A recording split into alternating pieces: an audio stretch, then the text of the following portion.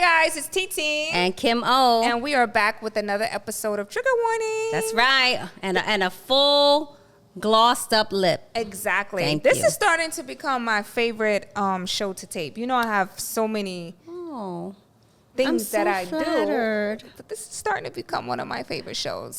A tear rolls out of my eye. I don't like when I post on social media though and put you as a collaborator. And Why? then you accept, because the people that follow you, I got ratchet ass followers. They be saying some crazy stuff in the comments, and I'll be like, "Yo, who friends? the fuck are these people following Kim?" Yeah, a bunch of thugs, huh?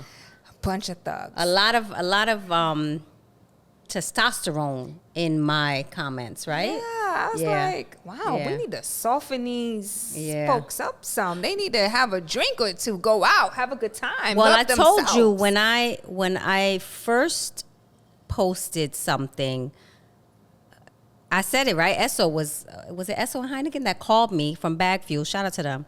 They called me and they were making their little jokes about the women podcast and us being like, oh boy, this the man bashing podcast. And I'm like, it's not the man bashing podcast. I just really feel like sometimes when two women talk in this hip hop space, it becomes very sexist. Yeah, it's very us. sexist. It's like we can't have an opinion. We can't talk about rap beats. No. And who are they? It's like, no. Google us, okay? Because we both, between the two of us, have 50 years of experience in the culture. A lot of experience. And, and that doesn't mean I'm not still learning. I'm still learning, and especially when it comes to doing this. And I will say that, as this is a commitment, right? So, like, people have asked me for a very long time, why you don't podcast? And I'm like, it's not that I don't have something to say and I don't want to say it. It's just that you have to be committed to doing that. It's an entirely different thing than what I actually do in my career to make a living. So this is something separate. And I feel like every time we come, I think about it and I'm like, all right, what am I going to say? Because I want to make sure, right? I have no filter, as you're probably learning. Mm-hmm. But I want to make sure that professionally, I'm still policing my comments. And I don't want to be reckless. And I, was just listening to our last podcast. I don't know, what was that, the third or the fourth? Was that the third? I think we got like the third one. The third. So we're still early. It was the third. We're still early. We said we was going to get a few in the can before we really started going out there and promoting. And I was listening to it and I was like, I don't know what I was going through that day, but I woke up like I don't really give a fuck. Yeah. And I was just saying shit and I was listening and I was like, oh my God, as this thing gets going, you're going to start, because I know myself. You're going to start not giving a fuck more and more. I'm going to start saying shit, right? And listen, I'm always sort of like open to like, it is what it is. And if I say it on a microphone, I'll say it to your face. But I think that we're also stepping into a phase in our lives, in our careers, where we really don't give a fuck. No, I don't care. We don't care what you say, how you feel about us. We really don't give a fuck. And that was a quote, what you just said. That's a lyric.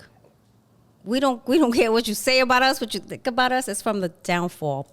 But I got a bunch of like just people be commenting, right, on lyrics our in my shit, head. Whether they're talking about how we look or whatever. Yeah. And it's just like, you think I give a fuck about what someone says? Well, I do give a fuck about how I look. Let me just say that. Media. No, I mean, every time, that's another thing. So when I care about how you look, but you don't give a fuck about somebody commenting about you. Like, who cares if they think, oh, you? I care. I care.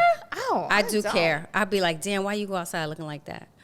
Because I don't be giving a fuck. And I sometimes when this stuff lives on. You care about what they say, or you care about like? Can it affect me? I think it. You know what? I think I care about what. I think it depends on who it's coming from. I think. But a stranger? Do you care? Nah, not really. No, not a stranger. Because I'm gonna say, Kim, you don't strike me. No, I don't care about a stranger. But like. But when I post, your kids people or call like me, right? My friends call me, my colleagues, they call me and they ask me, oh, you doing this? Oh, you said this. And I have those conversations. And it's like sometimes I have to defend what I said. Really? And I'm like, wow, I said it and that's how I feel. And they might even make me look at it differently after the fact. And I'm like, all right, well, you got a point, but oh well, I said it. I said it, oh well.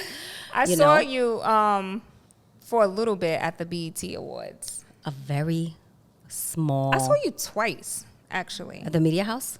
I saw you at the Media House, Mm-hmm. and I saw you at the actual award show. I believe you were with Ray J. Was I running after Ray J? You was with Ray J, and me and Remy was like kind of at the bottom. Yes, I about to saw go y'all. in. I saw y'all. Now I remember. But I wanted to know what was going on with Ray J. Why was he being so loud like that? Oh, my God. Was Well- he just craving for attention? Because No, I mean, Ray J is being Ray J. As far as I'm concerned, like, I've known Ray J since he was, I'm going to say 14, but he was very young when he first came to my office at the Source. And back then, and this is before he was putting out his music, or when he was about to put out his music, I knew instantly he was going to be a star. I'm like, this is a star, right? Even though this was Brandy's little brother, this is a star. I could tell he had that personality and charisma. Now, I did not anticipate that reality TV would, in the hip hop space especially, would become what it was.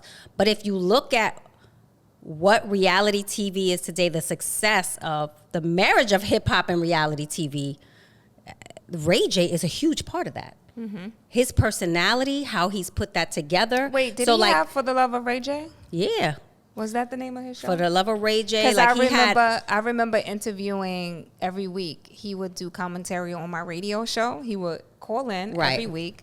And then the girls would chime in. And then at the reunion shows, I would fly to wherever he was at the reunion shows, and capture content. If you just think about from a content perspective, right? Can you believe that? Like, And the I've producers worked are with laughing him. like, what? Yeah, You used no, to do that? I did, and I would air it back. I would come with my tape recorder, because back then, we didn't think about media as a visual. No. You know, when in radio, I would come with my like microphone and my audio recordings, but I wouldn't come with my cameras. And I would literally like tape, you know, the girls backstage before they hit the set, and I would have access to a lot of that. That's kind of how I really blew up and made a name for myself on radio, was because I was getting all those behind the scenes. But that's so important. When he was doing it, right? Like when you think about VH1 and what that became with hip hop and reality TV, right? Even stuff like early Breakfast Club success.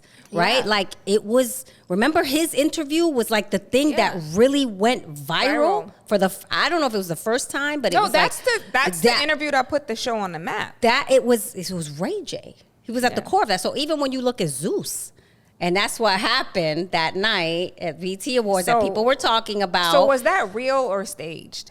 Their interaction? Yeah. I mean, because it felt very stagey, because he is they really don't get along though. For real, because Ray J started his own network, right? Right, but remember, he was down with Zeus at one point. Okay. Early on. I didn't know that. You just early on, I believe. I correct me if I'm wrong out there, but from what I remember, when they launched that network, he was a part of that launch. So Ray J had a show with Princess, I think, and that show was on that network, and that was the thing that put Zeus on the map. In my mind, I remember my first interaction or first knowledge of Zeus was Ray J. So I don't really know what happened. The business, I don't know. He's launching his own network now. We saw at the BET Awards, and it's funny that you saw me with him because I was working with them on the network on something they were doing backstage where he was hosting, and he just wanted to come out for a second. So he, of course, in his true Ray J fashion, he like ran out from backstage, and the cameras couldn't move because they were on sticks. So I just kind of was capturing stuff on my phone. And it was so hectic right there. He couldn't get in during the commercial breaks, and he had to go back to host. So he never got into that door. But it had nothing to do with like the security of it all. Like, because I was like, what in the world? That happened later. Like by the time the videos and people that knew that I was working with them on something backstage were like, oh my God, like, did you see those videos that came out were hours after the award show was over. Where they got into it. Yes, that was he allegedly slapped him. I saw the video. The hand did kind of Touch the face. Listen, I saw the videos the next morning. When I left him, he was in the lobby of the hotel, and I had gone upstairs, and I don't know what happened after that. I don't know what party they went to, where that was. I don't know anything about that. But I literally saw it the next morning. I was like, oh, my God. Do you like working on reality television? Sometimes. If I have talent that understands what it is, then I like it. If I have talent that doesn't get it, that they actually think like my life is a reality show or I'm so famous and that's going to make this show successful, that doesn't work on reality TV. So you never wanted to be in front of the camera? You always just wanted to do the behind the scenes? I did the front of the camera thing first. Yeah. Because when I came out of the source, right, that was, but I was kind of, I think I was at the point where. That was that new show, right? I forgot the name. Gossip Game. Gossip Game. I was aging out by that point. It's already like people online was like, she's too old to be. I was like, well, damn. Because you look now at the guys on reality TV, they older than me. Yeah. But for women, you age out very quickly. Not if you're on the Real Housewives franchise. Right. Because them bitches be But that's kind of a 90. different. Still that's like doing outside of hip hop. Yeah. With hip hop, they always want fresh and young, and you know what I mean? Even though Love and Hip Hop skews a little older, I think for what was going on when I kind of came in the door and was doing that stuff. And it was women working behind the scenes. So people weren't as impressed with those type of stories. Like, oh my God, they're actually working. Yeah. No, that was different. Yeah. That was different. Basketball Wives seems to do really well. And they're older. I know Shawnee, I think when I look at Shawnee, Evelyn, the OGs, Doug Christie's wife, what's her name? I can't remember. Jackie Christie. Jackie Christie. They're in their 50s. They're older, right. And I think that the franchise is, sometimes it just comes down to the production company and just having, you know, better spending, right? Like knowing how to manage that. You like being behind the scenes better? Yes, sometimes. So let's talk about the BET Awards. A lot happened. I did. I got a chance to talk to Scarlett at the BET Awards. You did? Mm-hmm. And I told her you were not happy with the twerk video. She wanted me to tell you that You were instigator. she wanted to do the video, but she understands Right. her fans, you know, want what they want, and it's all about how she delivers it. Well, let me say this, because when we taped that, it was before she put out sort of like an apology. Yeah. And then we left, and I saw the apology, and I thought that that was so commendable of her to actually acknowledge what her fans were saying in the comments, which was what I was feeling. Yeah. And so I remember I was like, damn, I wish I had seen this before we went on a podcast and I said what I said. Because she, you know, it's like a learning experience for her. She's young, right? She's like consuming stuff. And so I would love to meet her because, you know, first of all, Swizz, Rough Riders, like I love those guys. You know, I love what they're doing with her. And I like the way she responded to the criticism. I thought it was very mature of her to do that. I think I can help you with that. Aww. I think I can make that introduction. We should have her up. Yeah. Even though my big thing was like, oh, I like this thing of having no guests for a little while. I do. I don't think we need guests. I don't think so either. I think, and again, like I told you, when I listen to it, it's the personal conversations that we have that really interest me. Not saying we can't talk about what's going on in the streets and hip hop or whatever it is, but I feel like as women, the connection that we have and the stories we have experienced in the industry, like I feel like that's I know we're trying to figure this thing out, but I really feel like that's the secret sauce. Yeah. Yeah. So I have to ask you, because you're a mother of 2 daughters. Mm-hmm. I just have a son, but I do have nieces. Mm-hmm. And I hear sometimes from parents that the mother-daughter relationship dynamic is different than the mother-son relationship. And you have the experience with both, right? Yeah. So maybe, is it the Zeus Network? Yeah, it's the Zeus Network. Here we go again, talking about Zeus, giving them a lot of shine. Giving them a lot of plug. They put together a new show with Tia Kemp, which is Rick Ross's baby mother. Mm-hmm. Clarissa, which is the mother of Blueface. And Tokyo Tony, who is Black Chyna's mother. It's called the Auntie Podcast. Yeah. I saw the first clips. First, I said to myself, Right. this is a genius idea to put them together if you are going for Right.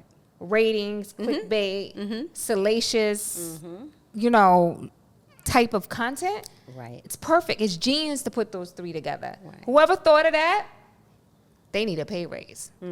But after I watched the content, particularly the part where Black China's mom, Tokyo Tony, was talking to the game, and he made reference to a sexual performance that Black China did on him, to him, Yep, however you want to Yeah. phrase it.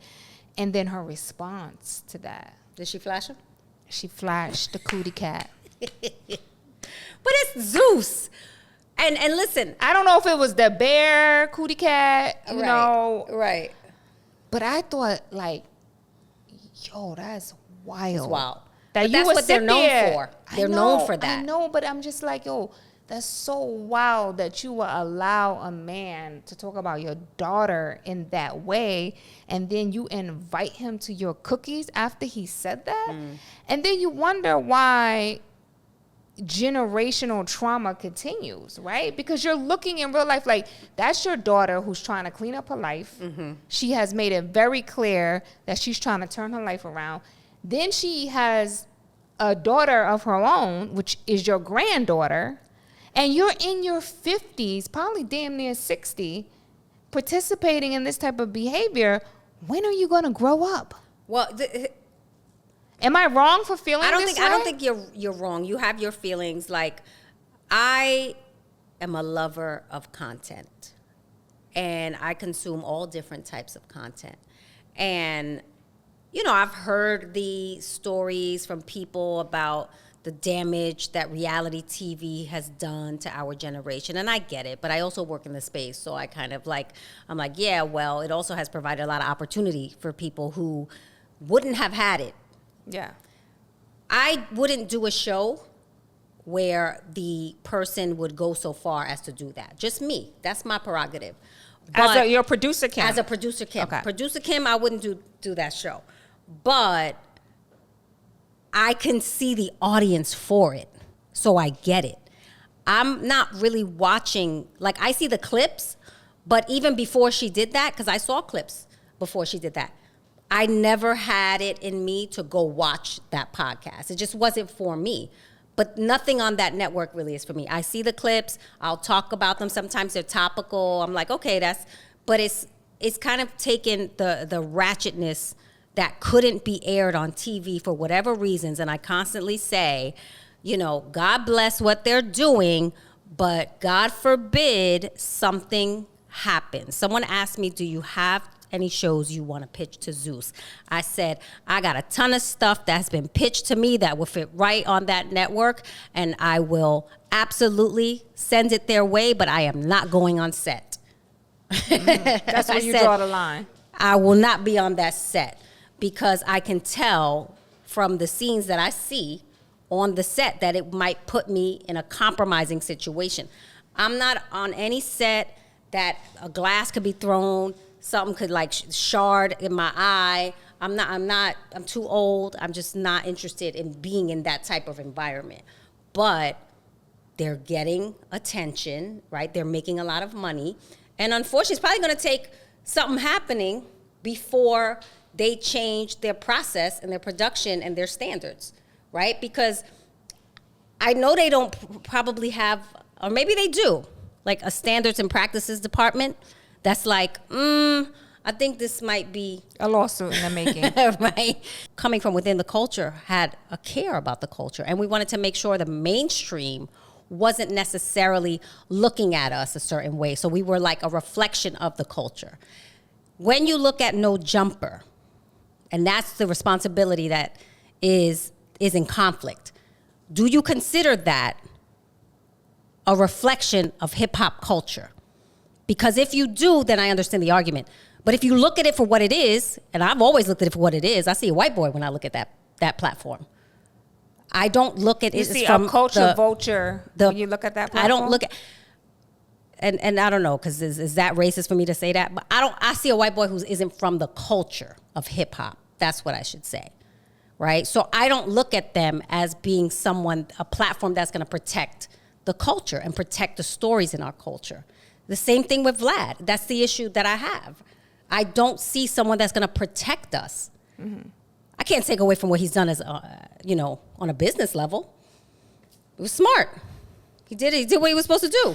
And you get out of jail and you want to still be gangster and you want to still talk about people die every day, B. It's like, my brother, love yourself. You are a black king. You don't see it yet. And maybe had he done that interview with an OG that could show him, right? Like if he had taken that interview to someone who might have understood and poured into him, yes, we would have a different result, right? But that was my point about the platform and where it was going. But that's my point. It's like you're exploiting this kid. You're not helping him. You're hurting him because you're putting him in harm's way of the street culture, number one, and you're also reopening wounds to Pop's family that you probably don't even know you're opening. And this kid can't see past right now. Right. And imagine if that kid walked out of that interview and somebody took his life. No, I think that's what I said. That was crazy. That part is crazy. How would his family, let me just say this, if that kid walked out that interview and somebody took his life that day, mm-hmm, someone who loved him would be hurt. They wouldn't be on a radio or on a podcast or anything on a platform saying people die every day, B. Your family would be hurt. So it's like... But this is why I made the comparison to East, West, Pac, and Biggie, and the responsibility that we had and why we would think about that before we publish things, right? Like that understanding of the culture is what makes the difference here. And that's my point about the platform. I just wish do we look at them as they are part of the culture? Speaking of mature, Joe Biden. That was a weird ass segue, but it was good. It was good. That's that 20 plus years of radio experience, baby. It was good. Spinning that round like that. Okay. Joe Biden. You love that segue. There are some folks who are asking him to drop out. Down, yeah. Because of that debate that he had with Trump. Yeah. I don't know about you, but I don't care if Joe Biden is in ICU with a mask on his face with a geriatrics doctor. I will never support Donald Trump. Yeah. That's just my personal political view. I think it's too late for us as a community to have this conversation. If we really, I feel strongly about making sure Trump doesn't get elected, then the conversation around can Biden, do the job is just hurting us. Because really just should be, at this point, you're voting to keep Trump out of office. That's it. So know that Biden and whatever he's, going through, his administration is a better option, in my opinion, my political view, than what we've seen already from Trump. Yeah. So, I think that sometimes the conversation hurts. It hurts what's going on because we are almost taking the credit away. I think, what are we going to do now? If we were having this conversation maybe 2 years ago, but the election is what? In November. 4 months away? So July, August. Yeah, we can't even, because they can't do anything about it now. They can't. It's too late. So you just got to kind of roll with it and just, roll with it, roll him up like Weekend at Bernie, whatever they need to do. Weekend at Bernie. Because I said, when I saw the video of him at the Juneteenth celebration, I said, oh my God, it's a Weekend at Bernie's. Did you see it? He was not moving. I said, OMG. But, you know, we got to roll with that because I think the other option is so bad. It's so bad. Project 25 alone to be there again. The shit out of me. Like I don't want to be there again. So. And then Trump denouncing Project 25 is like, bro, all of your top aides. I mean, just the thought of what we went through in the pandemic, right? Like, it's just kind of crazy. But people forget. People really did. I think that some people really forget. Like were they not there? It was just 4 years ago. It was just 4 years ago. Yeah, it was crazy. Did you not? Yeah. Party all throughout America when this man got out of office. There were people having parades. I mean, when he got out. I just can't. Like, let's not be back there. So, horrible. The bottom line is get your ass off that couch. Yeah. Vote for the Biden administration. As Kim will put it, I like that. You're voting for the administration. You're voting for the team. Listen. You never the head person in charge is never really doing anything anyway, right? They're just like saying what to do, and the person under them is saying what to do, and then you have all the right people in the right positions. Like that's it. Yeah. At the end of the day, we're voting for democracy. Yeah. You're voting against Trump. That's really what it is. We're voting for democracy, and I personally feel, just my political views, that Trump would be the death of democracy as we know it. It's just, yeah. I don't know if you've been paying attention to that Project 25, but that thing is, whew, that thing is something. People have to really take the time to research that.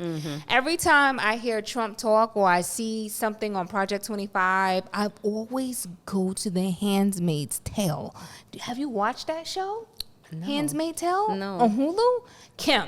Watch that show? You are a TV buff. I know. You know what's crazy? I haven't been on Hulu in a minute. I don't know why. I think that I was scarred by the Wu-Tang last series. You didn't like the Wu-Tang series? Not the last season. I felt like the first season was very strong, and I loved the nostalgia of it. And then I don't know what the heck they was doing in the third season. I was like, I don't know what's going on. This is crazy. Listen, you have to watch shut the whole Hulu off. I said, don't do my Wu-Tang like that. Shut the whole Hulu off.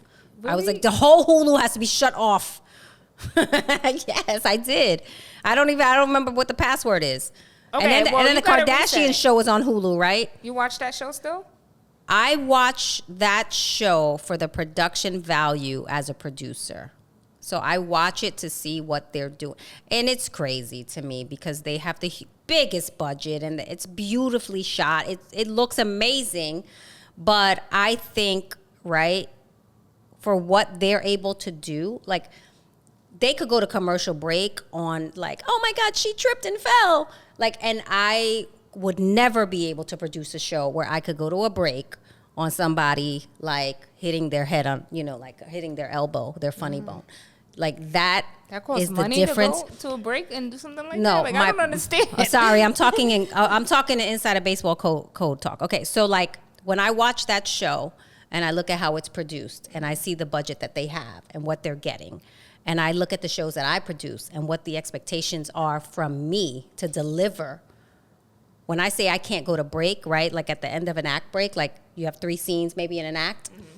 And at the end of the third scene, something major has to happen in a show that I produce. Like major. Like somebody done had a miscarriage. Wow. You know what I'm saying? They fell off the roof. They'll send it back to us. Like, oh, it's not happening. And then I watch like a show like The Kardashian and they'll go to break. I'm like, you guys, Kim's going to be on The Bachelor. Ah. And they go to break. Like, so I know when they're producing that show, like that the expectations for them is just having them is enough. We don't have to produce anything. We have them, and they can get in their interview, and they could say their eyelash fell off, and they're good. I could never deliver a show like that with our cast and our culture. Wow. They would be like, what's going to happen by the fourth, by the fourth act? Who's dying? Who's getting a bottle thrown at their face? When you're not watching The Kardashians, watch The Handmaid's Tale on Hulu and get through the first 2 seasons. Okay. For you, I will do it. Promise me you'll get through the first 2 seasons because it's very dark. in the beginning. Oh. It's very dark. It will have you crying. Oh, God, I don't want to cry. Boo-hoo crying. But then it gets really, really good. Okay. And it reminds you of so much of what we're going through politically right now. I'm like, yo, who is writing this? I got to watch it now. It's scripted? Watch it. It's scripted. It's a scripted series. Okay. It's really good. On that note, guys, we're going to wrap this up. I am TT. I'm Kim O. Make sure you check us out on all streaming platforms. Thank you so much. It's trigger warning, everybody.